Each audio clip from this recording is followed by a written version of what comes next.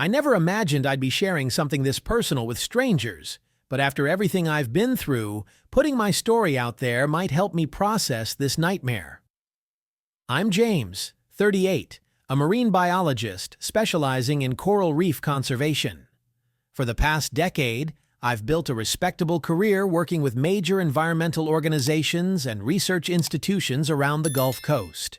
My work often takes me on extended research expeditions, sometimes disappearing beneath the waves for days or weeks at a time to document the declining health of our ocean ecosystems. The unpredictable schedule isn't ideal for maintaining relationships, but I've always been passionate about protecting our marine environment and raising awareness about the fragility of our ocean habitats. The constant travel to remote research stations and underwater expeditions has helped me build a solid reputation in the scientific community, something I worked incredibly hard to achieve. I met my wife Olivia 5 years ago during a fundraising gala for marine conservation. She was volunteering at the event, a dedicated high school marine science teacher with a genuine passion for ocean preservation that matched my own. What caught my attention wasn't just her beauty, but her insightful questions about coral bleaching and her genuine concern for the environmental issues I was presenting. After the formal presentations ended, I approached her and asked if she'd like to continue our conversation over coffee. The connection was immediate and powerful.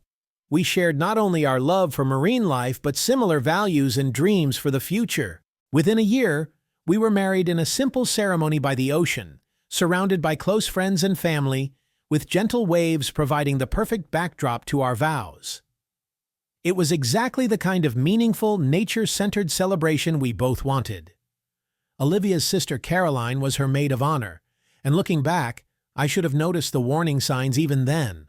Throughout the wedding planning, Caroline constantly undermined our choices, suggesting her ideas were better and more sophisticated.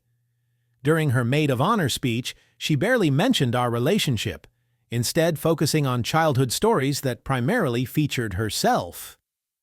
I dismissed these red flags at the time. It was our wedding day, and I wasn't going to let anything spoil the perfect start to our life together. Besides, Olivia explained that Caroline had always been a bit dramatic, and I trusted my wife's judgment about her own sister.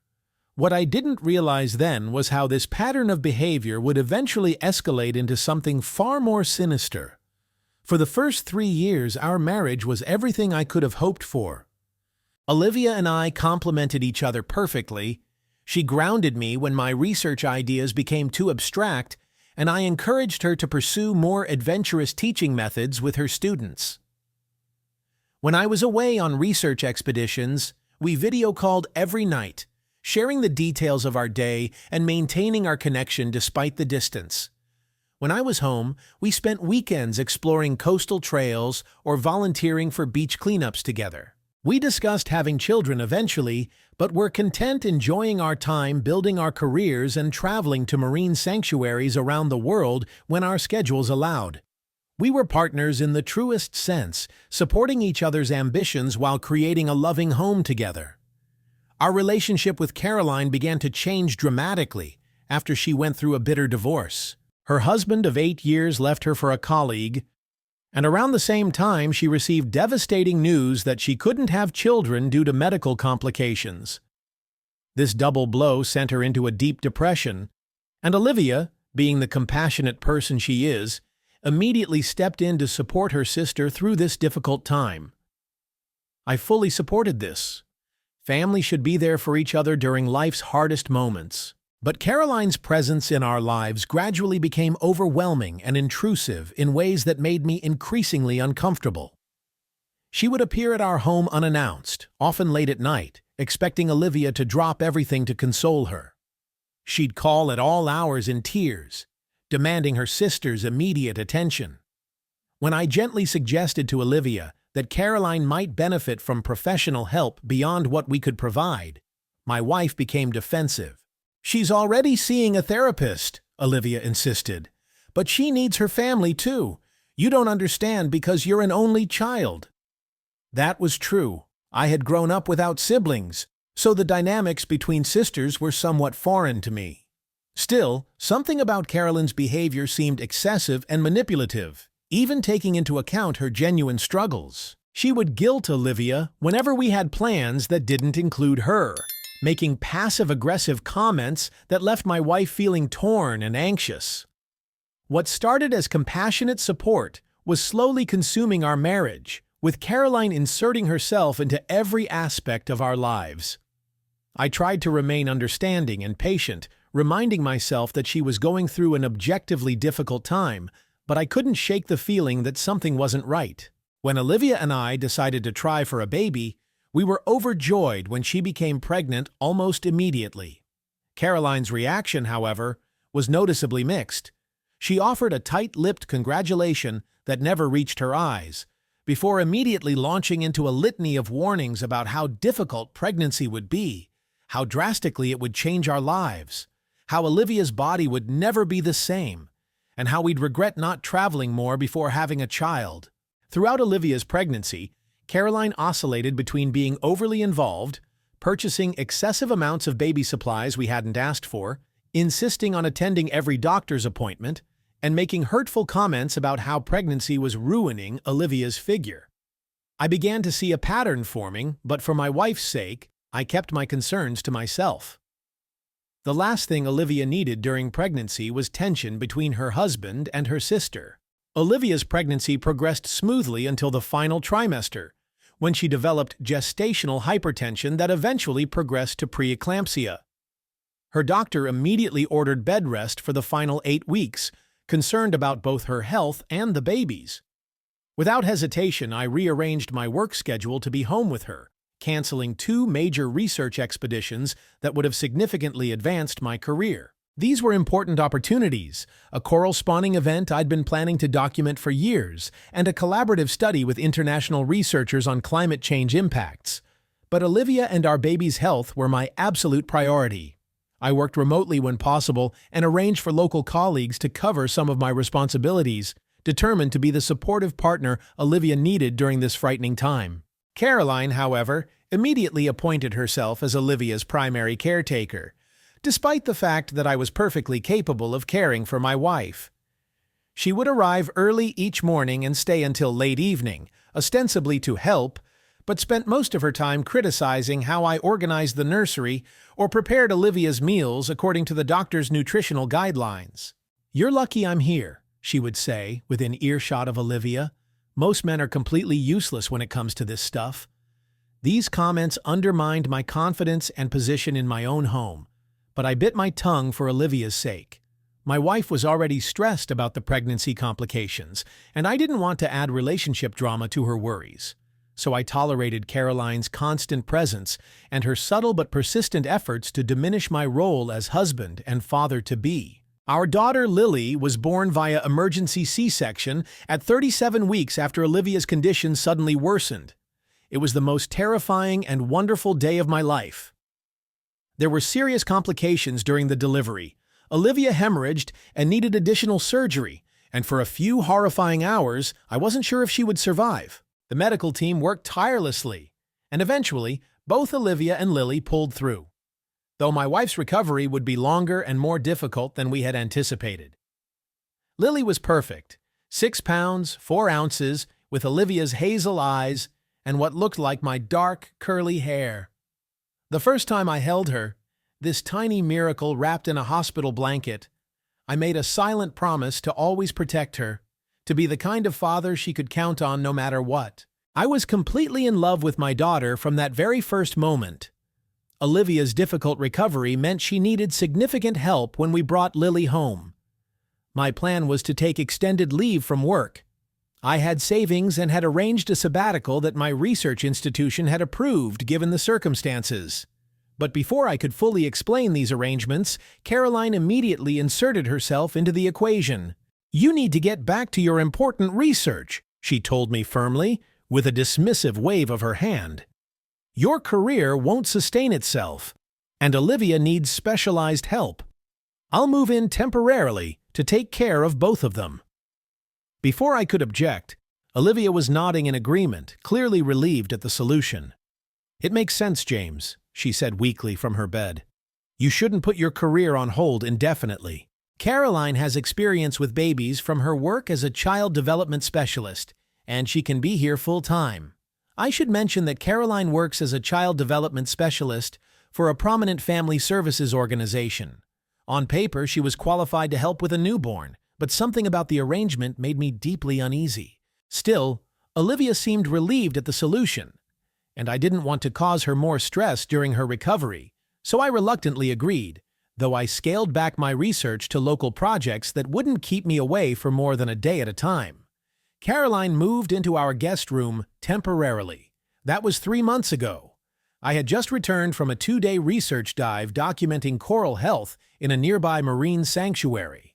It was my first overnight assignment since Lily was born, and I'd been reluctant to take it, but Olivia had insisted. "We need the income," she'd said, though finances weren't actually tight. "Caroline's here to help. We'll be fine." I'd called every night, and while Olivia assured me everything was okay, something in her voice sounded off, distant and oddly disconnected. I attributed it to exhaustion.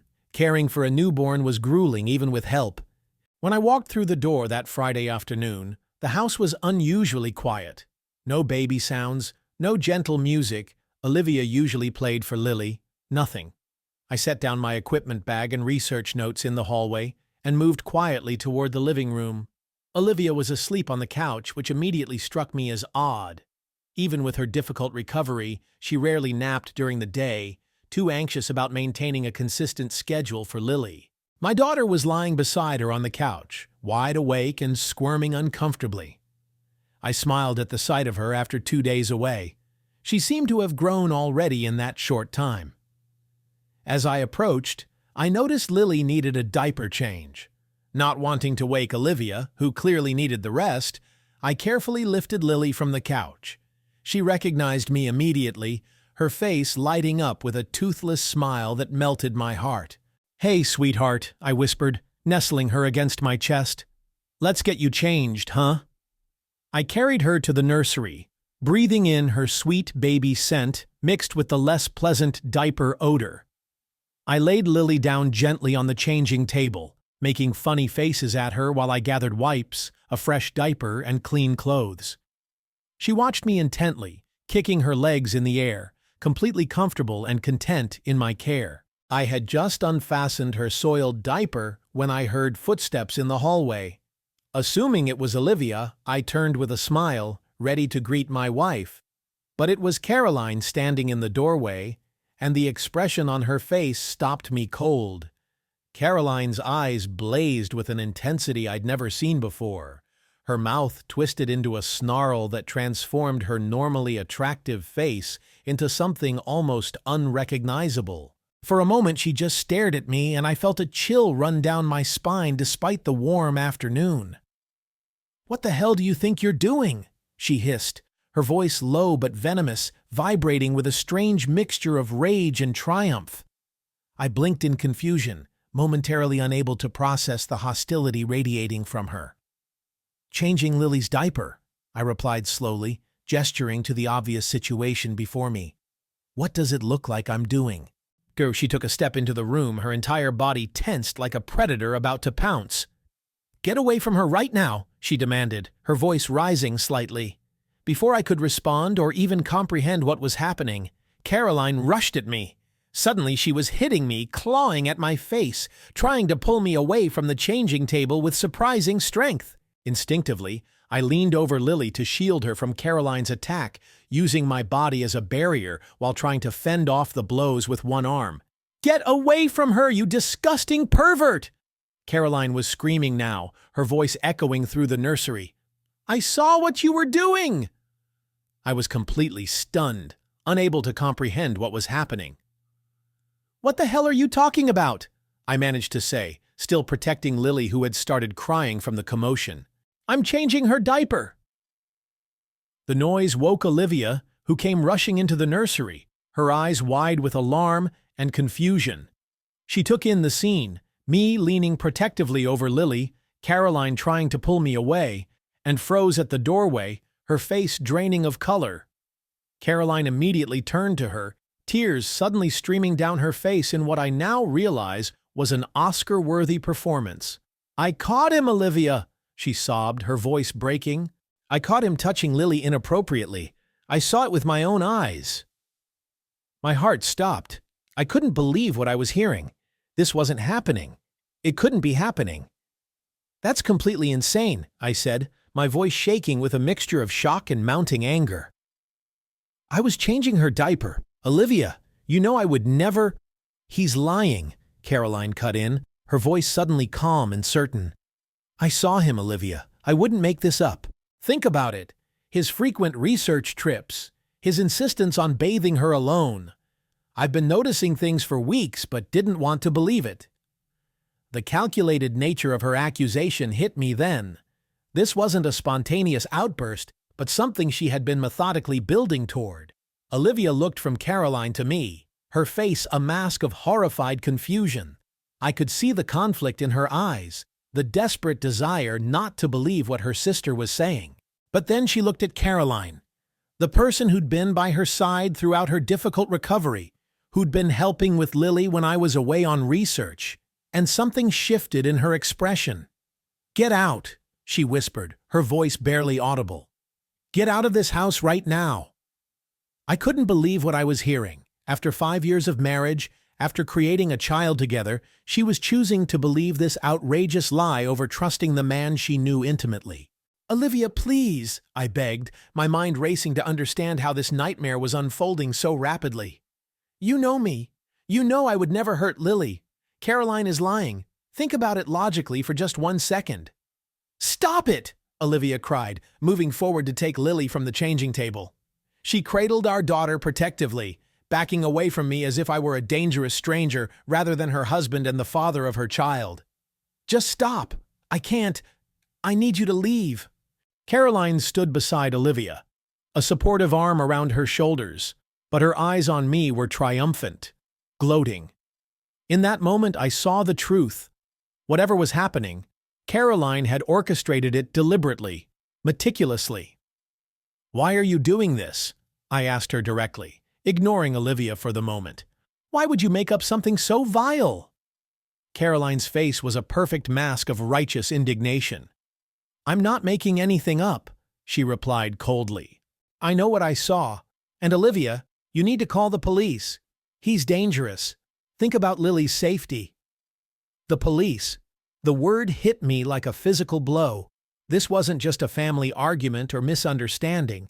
Caroline was trying to have me arrested on the most heinous of false charges. "This is insane," I repeated, feeling strangely detached, as if I were watching this nightmare unfold from a distance. But Olivia wasn't listening to me anymore. She had pulled out her phone and handed it to Caroline, who dialed 911 with a steadiness that chilled me to the bone. As I stood there, helpless and horrified, I heard Caroline calmly report that she had witnessed child abuse, giving our address and my description. The next 20 minutes were a blur of desperate attempts to make Olivia listen to reason, but with Caroline constantly interrupting, whispering in her ear, steering the narrative, my words seemed to bounce off an invisible wall. Olivia wouldn't look me in the eye, holding Lily close and keeping her distance as if I might snatch our daughter away at any moment.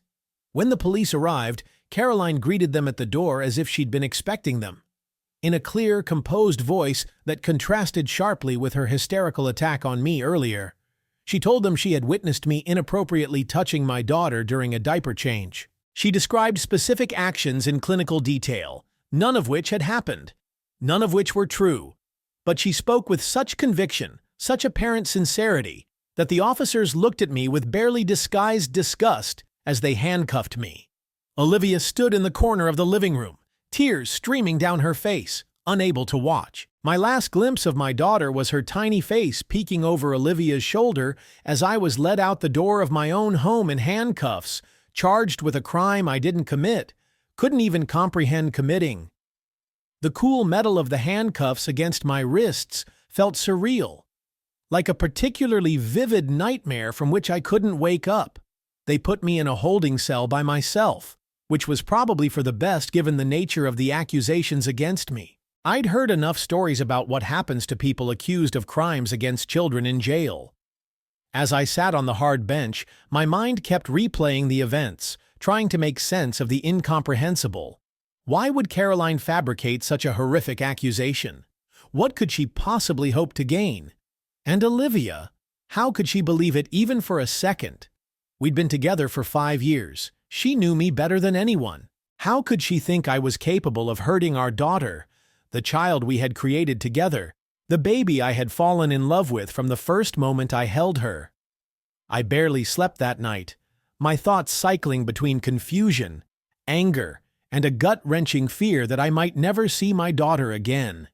By morning, I felt hollowed out, numb from the shock of how quickly my life had imploded.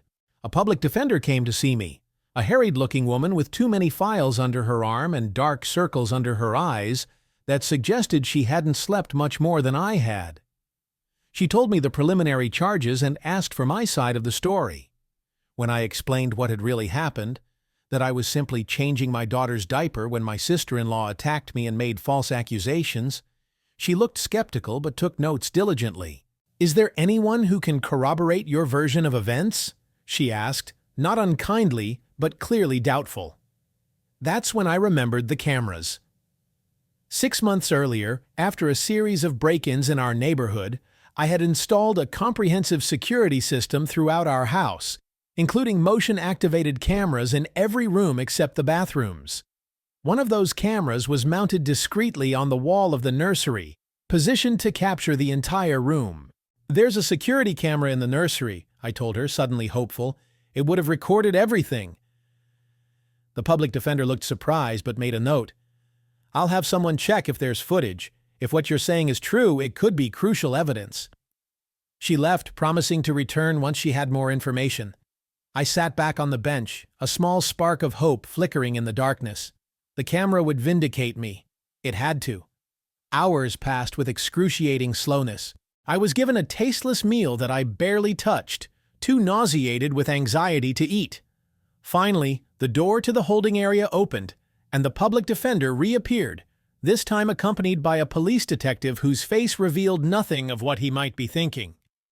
"We've reviewed the security footage from your home," the detective said without preamble, his tone professional but noticeably less hostile than the arresting officers had been. "Based on what we've seen, we're dropping all charges against you." Relief flooded through me so intensely that I had to sit down again, my legs suddenly unable to support my weight. "The camera caught everything?" The detective nodded grimly. "Everything. It clearly shows you changing your daughter's diaper, nothing more. Then it shows your sister-in-law entering the room and physically assaulting you while you tried to protect the baby. There was absolutely no inappropriate contact whatsoever." I closed my eyes briefly, overwhelmed by vindication. "What about Caroline's statement?" I asked, remembering the detailed description she had given the police. "The specific actions she described?" The detective's expression hardened. "Fabricated," he said flatly. "We'll be investigating her for filing a false report, among other potential charges." The procedural details of my release passed in a blur, signing forms, collecting my personal belongings, arranging transportation. All I could think about was getting home, seeing Lily, making Olivia understand what had really happened. But as I collected my personal belongings and signed the release forms, a cold realization settled over me. Olivia had believed Carolyn without question. She had looked at me, her husband of 5 years, the father of her child, and seen a monster capable of the most depraved act imaginable. How do you come back from that? When the taxi dropped me off at our house, I stood on the sidewalk for a long moment, steeling myself for whatever came next. I used my key to unlock the front door, half expecting Olivia to have changed the locks already. The house was quiet when I entered, but I could hear movement in the kitchen. Taking a deep breath, I walked through the living room and found Caroline sitting at our kitchen table, casually scrolling through her phone as if nothing had happened. She looked up when I entered, her eyes widening slightly in surprise before narrowing with contempt. "You should have stayed in jail," she said coolly, as if discussing the weather. I know what I saw. Rage surged through me, hot and consuming. After everything she'd done, she was still sitting in my house, still maintaining her lie with a casualness that was breathtaking in its audacity. I had to clench my fists to keep from shouting. "The camera saw everything, Caroline," I replied, forcing my voice to remain steady. "Why are you doing this?" A flicker of something, panic perhaps, crossed her face before she composed herself. "What camera?" she asked, her voice slightly higher than normal. "The security cameras I installed after the break-ins at the Thompsons' house last year," I explained, watching her face carefully. "There's one in the nursery. It recorded everything yesterday. Me changing Lily's diaper, you attacking me, you making up those disgusting accusations. Everything. The police have the footage. That's why I'm here and not still in a cell. They've dropped all charges and they're investigating you for filing a false report." Caroline's face paled, but she recovered quickly. She stood up, grabbing her purse from the counter with shaking hands. "You're lying," she said, but her voice lacked conviction. "There are no cameras." I stood my ground, blocking her path to the door. "The police have the footage, Caroline. It's over. What I don't understand is why. What did you think you would accomplish with this sick scheme?" For a moment, Caroline looked genuinely frightened, her carefully constructed facade cracking. Then her expression hardened into something ugly and defiant. "Olivia will never believe you over me," she hissed. "Never. I've made sure of that."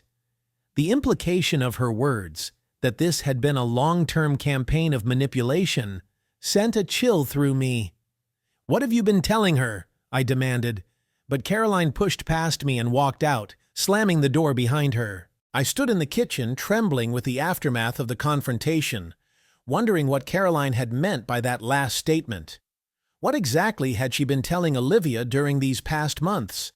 I called Olivia's phone, but it went straight to voicemail. I tried her parents' house next, assuming that's where she would have taken Lily. Her father answered, his voice instantly hostile. "She doesn't want to talk to you," he said before I could even ask for her. "Leave her alone." I took a deep breath, fighting to stay calm. "Mr. Reynolds, please," I begged. "The police dropped all charges. There were security cameras in the nursery. They caught everything on video. Caroline lied about what happened. Please, just let me talk to Olivia." There was a long pause. "What cameras?" he finally asked, his tone slightly less combative. I explained about the security system I'd installed after the neighborhood break-ins. "One of them is in the nursery. It recorded everything. Me changing Lily's diaper, Caroline attacking me. Everything. The police have the footage." 3 days later, I received a call from Olivia's mother, Martha. She and I had always had a good relationship, unlike her husband who had followed Caroline's lead in treating me with suspicion from the start. "James," Martha said, her voice tight with emotion. "You need to come over. There's something you should hear." When I arrived at their house, Martha led me to the kitchen where Olivia was sitting, her eyes red and swollen from crying. She looked up when I entered, but quickly looked away, as if unable to meet my gaze. "Tell him," Martha said gently, placing a hand on Olivia's shoulder. Olivia took a shaky breath. "Caroline admitted she lied," she whispered, staring down at the table. "She didn't see anything that day. She made it all up." I sat down slowly, the chair scraping loudly against the floor in the silent kitchen. "Why would she do that?" I asked, still struggling to comprehend the level of malice behind Caroline's actions. "She's always been jealous of me," Olivia said finally, looking up with tears in her eyes. "Of my marriage, my baby. She's been struggling with her own divorce and infertility issues. She saw an opportunity to drive a wedge between us, and she took it." I nodded slowly, pieces falling into place. "But why did you believe her?" I asked, the question that had been haunting me for days. "Why didn't you trust me?" Olivia's eyes filled with tears again. "She'd been telling me things for weeks," she admitted. "Small things at first. How you seemed disinterested in Lily. How you were probably relieved to go on your research trips to get away from us. Then she started suggesting that you might be inappropriate with Lily. She said she'd seen signs." I stared at her, incredulous. "Signs?" What signs could she possibly have seen when there was nothing inappropriate happening? "She's a child development specialist," Olivia said, as if that explained everything. "She deals with abuse cases professionally. I trusted her judgment, and I was exhausted, in pain from my recovery, overwhelmed with a new baby." "I wasn't thinking clearly," Martha cut in, her voice firm. "The truth is, she manipulated Olivia when she was at her most vulnerable. And Olivia let herself be manipulated because Caroline was doing so much to help with Lily." The full story emerged gradually over the next hour. Caroline had been harboring resentment toward Olivia for years, jealous of her relatively easy path through life, while Caroline struggled with relationships, then infertility, then her divorce. When Olivia had Lily, that resentment crystallized into a toxic obsession. Caroline had moved in with the deliberate intention of driving a wedge between Olivia and me. She'd been systematically undermining Olivia's confidence in me as a father, planting seeds of doubt, suggesting that my frequent research trips were a sign I didn't want to be involved in Lily's life. Caroline had been positioning herself as the more capable caretaker, the one who truly understood Olivia's needs and Lily's. The final piece of the puzzle fell into place when Olivia showed me what she'd found while cleaning the guest room after Caroline left.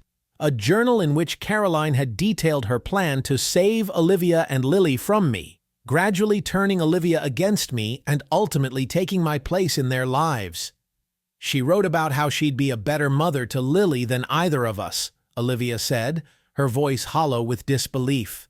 How she'd raise her as her own once I saw the truth about you. The journal also revealed that Caroline had been deliberately interfering with Olivia's recovery, secretly adjusting her medication dosage to keep her slightly foggy and more susceptible to suggestion. She'd been isolating Olivia from friends who might have provided a reality check, screening her calls and convincing her she was too tired for visitors. "I can't believe I didn't see what she was doing," Olivia said, burying her face in her hands. "I feel like such a fool." I wanted to comfort her, to say it wasn't her fault, but the truth was more complicated. Yes, she had been manipulated by a skilled predator, but she had also doubted me at the most fundamental level, had believed I could harm our child. The trust that forms the foundation of any marriage had been shattered. As I drove home that evening, alone while Olivia and Lily remained at her parents' house, I had more questions than answers. Could we rebuild what had been broken? Did I even want to try? A week later, I received a call from an unknown number. Curious, I answered. "James." The voice on the other end was unmistakable, though it lacked the confidence I was accustomed to hearing. "It's Caroline. Please don't hang up." My first instinct was to end the call immediately, but something made me stay on the line. "What do you want?" I asked coldly. "Please, you have to help me," she said, her voice breaking. "Someone sent the security video to the Department of Children and Family Services. They're investigating me professionally. I could lose my license, my job, everything." I sat down slowly, a strange calmness settling over me. "And why exactly would I help you?" "Look, I know I made a mistake." "A mistake?" I cut her off, my voice dangerously quiet. "You accused me of sexually assaulting my daughter. You tried to have me imprisoned. You manipulated my wife during her recovery from major surgery. You plotted to take my place in my family. That's not a mistake, Caroline. That's a calculated campaign of destruction." Her breathing was ragged on the other end of the line. "I wasn't thinking clearly," she pleaded. "After my divorce, the infertility diagnosis, I was in a bad place mentally. I need you to tell them that, to explain that I wasn't myself." "The video speaks for itself," I said flatly. "It shows exactly who you are." Caroline began to sob. "James, please," she begged. "I'll do anything. I'll write a formal confession. I'll tell everyone the truth. I'll apologize publicly. Just please don't let them destroy my career. It's all I have left." The desperation in her voice was almost satisfying after everything she'd put me through. "Who sent the video?" I asked, though I had my suspicions. There was a pause. "Olivia," she admitted reluctantly. She sent it to my supervisor with a detailed account of everything I did. That surprised me. Olivia hadn't mentioned taking any action against her sister. "Olivia did that?" I asked, wanting confirmation. "Yes," Caroline said, a hint of her old bitterness creeping back into her voice. "My own sister, after everything I did for her." 6 months later, Olivia and I are still working through the trauma of what happened, trying to rebuild our relationship on more solid ground. We've been in intensive couples therapy, addressing not just Caroline's manipulation, but the underlying issues that made Olivia susceptible to it. It hasn't been easy. There have been sessions where we both left feeling raw and uncertain, where old wounds reopened and doubts resurfaced. But there have also been breakthrough moments of genuine understanding and tentative forgiveness that I couldn't have imagined in those early days after the accusation. Olivia has returned to teaching part-time, which has been good for her sense of identity beyond being Lily's mother. As for me, I've been focusing on my research career and recently received a grant for a coastal conservation project that will keep me close to home for the next year. Olivia moved back into our home 2 months ago, though we're still sleeping in separate rooms.